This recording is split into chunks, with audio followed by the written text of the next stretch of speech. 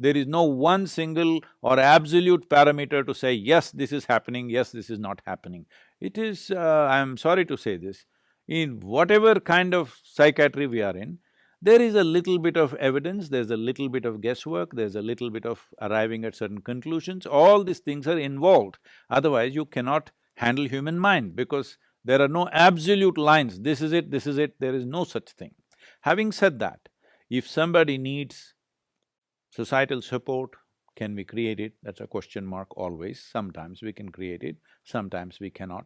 A whole lot of them would come out with proper loving nurture around them, whole lot of them. But that nurture is not practical most of the time, because when a person behaves irresponsibly or rather unreasonably, how many people around them are sane enough to provide a very loving nurture? They will also go crazy. If this person behaves in unreasonable ways, they will also start responding in unreasonable ways because they are not very far away from this person. They also, with small provocations, are capable of going into the same states. So where do you find that ideal society which will nurture them like that? Very, very hard. We have tried a lot with a whole lot of them in our yoga center, but even in the yoga center, though everybody is committed to making this happen, when somebody becomes beyond certain reason, their behavior becomes beyond reasonable situations, they start creating scenes and throwing things around, then everybody starts reacting, Sadhguru, do we need to take care of this person? Not possible for us. It comes up at some point because everybody gets tired of it somewhere. So then medication becomes absolutely necessary when we are not able to do it by talking to them, by creating a nurturing atmosphere, you're not able to do it. Obviously, it's medication, not meditation. I'm talking about medication, your arena. It has to be by medication, because without chemical influence, you are not able to correct their whatever is happening within them. Not that everything gets fixed, but at least it gets controlled. When it gets controlled, reasonably controlled, then we can teach them methods. But the biggest problem that I have seen with people with psychological imbalances is getting them to commit to do it. They will develop such a resistance for something that's good for them. To make them take the medicine is a huge challenge.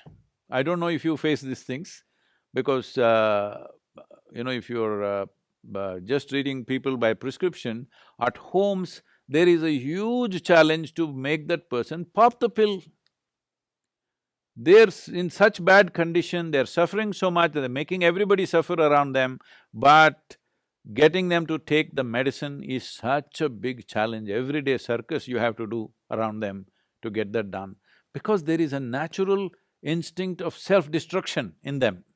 They're moving towards that so rapidly, you have to mask the medicine and give it, but today there are so many human rights stuff, you cannot give medicine forcefully to somebody even if they're dying, There are all these issues are there in the society, but I have seen so many people, the moment they get to a certain level of psychological imbalance, there is a kind of a superiority kind of thing within themselves, that they think they're better than everybody, they think the whole world is crazy, they don't want to take the medicine, they openly say, you take medicine, you are the one who needs it. Well, it's tough. Because there is no absolute measures that this is that, there is no absolute measure. So where does something come in? Where does spirituality come in? It depends how you describe or define spirituality. Spiritual process is not one aspect of life. Spiritual process includes psychiatry, includes psychological therapy. Spiritual process includes chemistry also, but we are looking at chemistry as managing from within. In India, spiritual process and Ayurveda always connected. They never separated the two, because if you look back at the Ayurvedic doctors of the past, not today they're coming from the 4 years or 5 years of college, but otherwise if you look back at the Ayurvedic and Siddha Vaidya people, they were all considered as Siddhas, they're sages. They are both spiritual and they're doing medical part of it on one side. So, we never separated human well-being that it can be treated in a compartment. We always saw it has to be treated on all levels. If you do not address it on all levels, there will be no results. It is this addressing my way or your way has come up because What we are involved with, unfortunately, we are getting identified with it, which is a wrong way to approach. So may I just ask a follow-up question here? So Sadhguru, what in your view is the fundamental cause of mental disorders? If you're asking for one cause, Well, it could be many. there are too many. If you want me to list it a little bit, I can't list all of them. See, one thing is the way we eat. It's a very big part of mental illness. The way we're ingesting chemicals and hormones today unconsciously at various levels is a serious part of mental illnesses of this generation. How we ingest, how we take food in. This may sound little far-fetched for UK, but please listen to me carefully. We look at life like this. You are who you are as a person. You are who you are because of the parentage that you had, the schools that you went to, the education that you had, now the exposure that you have in your life. That's why you have become this kind of a person, isn't it? It's all many things receiving. So all the times you're receiving, what you're receiving is not just information and thought. Life receives in so many levels. On the energetic level, it receives. So in India, we see that anywhere if you want to receive something, first thing is you cross your legs, all right? Right now I'm sitting that way, it may not be visible to you. But first thing is cross your legs because we don't want to receive from the lower part of our body. We want to receive… anything positive means we want to receive from the upper part of our body. So if you go to some place where we think it's energetically strong, first thing is we cross our legs and keep our hands open because we want to receive from the dimensions which represent… in the yogic physiology, it's like this. There are 112 chakras, 114, but actually 112 within the human system. Out of these 112, there are 7 categories of them, 16 in each one of them. These 7 are generally known in the world today as chakras. So the first 3 are survival processes. And the in-between one is representing a meeting of this. It is from here on, from anahata onwards, which is enlightening processes of life.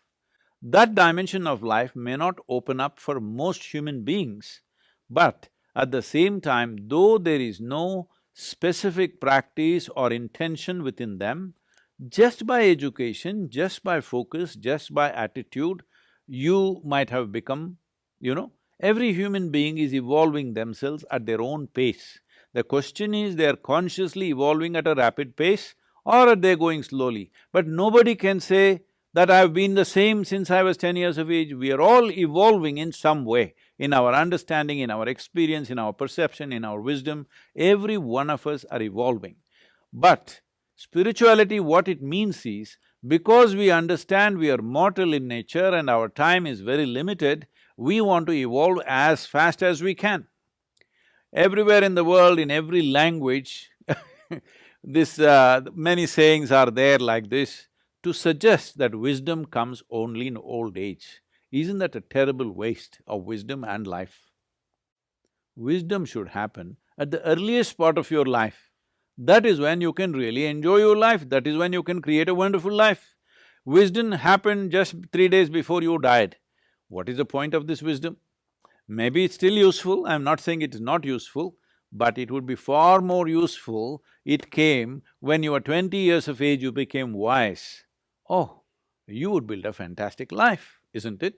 So in that sense, it is important you receive certain things in certain ways. Food is considered very basic level of reception. How we receive food, what we receive is very important. Today, what are we receiving? Right now, as you see societies get more and more affluent, they start eating worse and worse food.